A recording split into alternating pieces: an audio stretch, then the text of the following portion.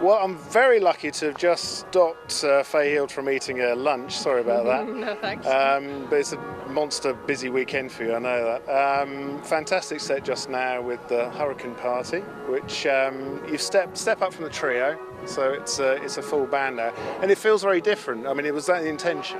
It was, yeah. We were sort of touring around as a trio, playing fantasy folk band, you know, deciding who you'd like, if it was a real crazy world, and I wanted the same feel, the same kinds of material, the same idea of developing songs and being traditional and virtuosic musicianship, but just bigger. You know, I didn't want to add just drums and bass, so we've done it with cello and a bit more percussion, but it's still very linear tune instruments, concertinas, melodeons, fiddles. You know, that's still the core of it, but more a festival set.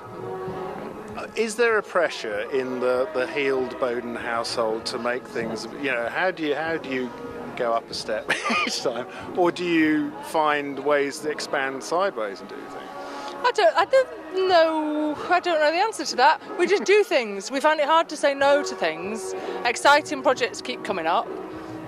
Any self-employed person just has to say yes everywhere, and you just have to keep going. And I don't know when the time will come when we feel it's okay to stop spinning plates. You know, I've got the academic stuff and the gigging stuff, and there's the organising stuff, and just one year one will have a quiet year and something else picks up, and yeah, unfortunately they're all picking up at the same spin at the minute, but I don't know, it's as long as it keeps working, it's all right, and it's still working.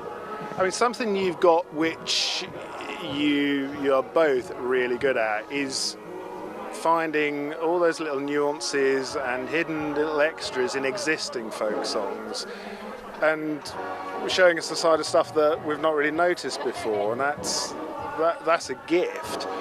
But I guess it gets a little bit of pressure to keep finding those little hidden extras. It can be hard finding more and more material, you know, with so many bands competing for it, and John and I will find a song and then trying to work out where it's best suited and things, little tussles here and there. But I don't know, I've been thinking about this a lot lately, of how you find that nuanced stuff, and it's not necessarily that you find the song that's perfect, but you can take any song and work with it quite closely and change it and edit it, and then you put nuance in it as well as bringing it out, you know. And I think it's a bit of a mixture of both. We're not just sitting there leafing through and finding the thing that nobody else ever found before. I think you've got to be active in your music, and that's, you know, all singers have to do that. What do you identify with it? Is it the story? Is it the tune? What grabs you first? Plots and the point of a song will grab me. It's different for different songs. Some songs are absolute nonsense, but they're still a brilliant song to sing. Some, you know, will get an audience singing, which is a lovely thing to happen.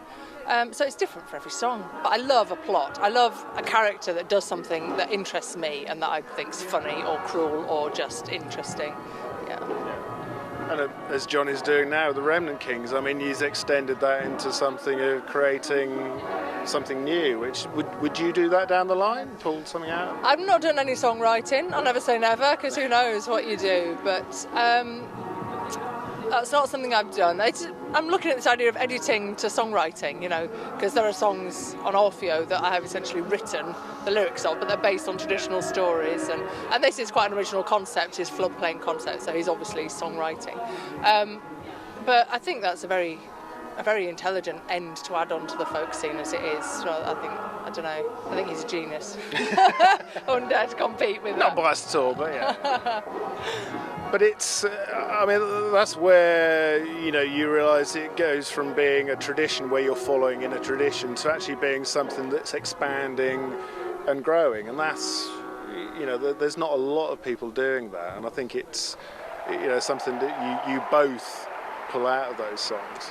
Well, I don't know, then I get my little academic head on, and this is the folk tradition. This is the folk festival tradition. There's lots of traditions of people singing songs on their way out of nightclubs, and that's a tradition that's still happening perfectly well. And they're using pop songs, and that's coming into people's music. So, you know, I think it's quite hard to just call one thing the tradition, and this is how it's going forward. It's you know, it's an explosion. It's like a firework, and there's just music everywhere, really. And it depends which bit of it you want to look at or listen to. And we're very lucky at the moment that there's so much going on. And a festival like this, where they've got so many different kinds of music, you can choose your little pathway through that. Yeah. No, it was fantastic. And have you got a tour later in the year, or is it early next year? You've got October, we've got the first Hurricane Party tour, so quite excited about that. And then, yes, we're doing another one in March. Fantastic. Well, thanks for talking to us. Pleasure. And I hope the rest of the weekend is relaxing for you, maybe. Well, I'll be lucky. We'll see. At least it's sunny. Yeah. To start. Brilliant. Thank you.